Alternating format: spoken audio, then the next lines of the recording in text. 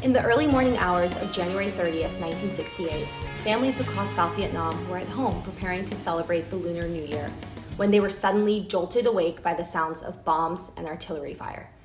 The North Vietnamese had just launched a series of over 120 coordinated attacks on targets across the country, including the U.S. Embassy in Saigon.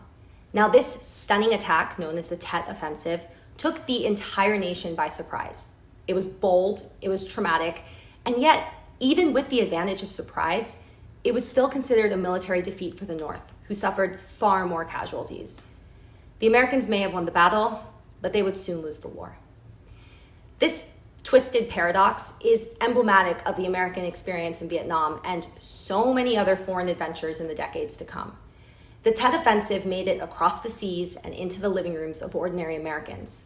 Shortly after, Walter Cronkite, America's most respected journalist, announced that it seemed more certain than ever that the bloody experience of Vietnam is to end in a stalemate. All the weapons in the world wouldn't save the US from the political and social war it was fighting at home and abroad. The Tet Offensive marked the beginning of the slow and painful American withdrawal from Vietnam. Now, in this series, we've covered the earlier days of French Indochine, Vietnam's short-lived independence, and then American escalation. In this final episode, we're going to cover how it all came crashing down.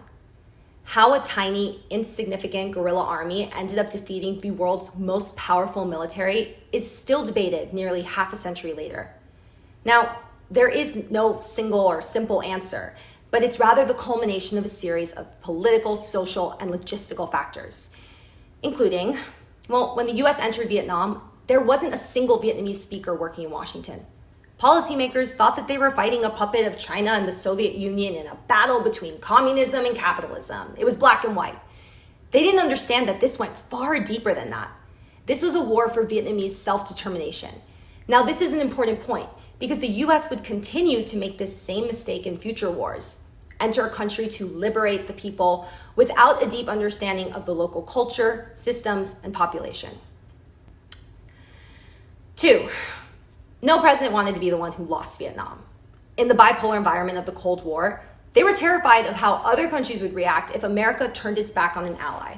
So instead, they just kept carrying on a wildly unpopular war and passed it on to the next man in charge. But at the same time, they were decreasing military aid and supplies to the SVA. The final years of the war had actually been the deadliest.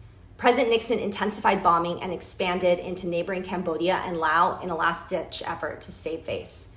An already enraged public turned apoplectic. And 3, American opposition to the war that started on college campuses in California had become a global movement that was just impossible to ignore. Then Washington was drowning in one scandal after another. In 1971, the Pentagon Papers revealed that the Johnson administration had lied to Congress and the public about the war. In 1974, President Nixon resigned in shame following the infamous Watergate fiasco. Well, I'm not a crook. By the time President Ford entered office, the public was angry and exhausted. It would fall on him to face the hard truth that so many had known all along. The war just wasn't winnable. It was time to come home. A war that had quietly escalated over decades came to a sudden and dramatic end in just days. On April 25th, 1975, South Vietnamese President Thieu resigned and fled the country. By April 27th, the North Vietnamese army had reached the outskirts of the capital, Saigon. Whether it was out of security concerns, conflicting orders, or just outright denial of what was happening, US officers had only hours to evacuate thousands of Americans, South Vietnamese allies, and their families. A logistical, legal, and moral nightmare. The stories of those final days are just devastating. Civilians were still being airlifted out of the country when the North Vietnamese tanks rolled into the streets of Saigon, declaring victory and renaming the city Ho Chi Minh City.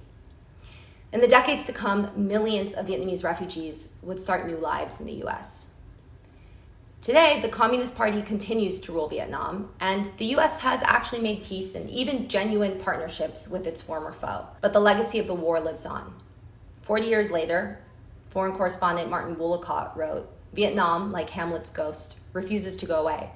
It became a test of how Americans saw their country." My takeaway? You can't fight ideas with guns, but that doesn't mean we won't keep trying. Thanks for watching.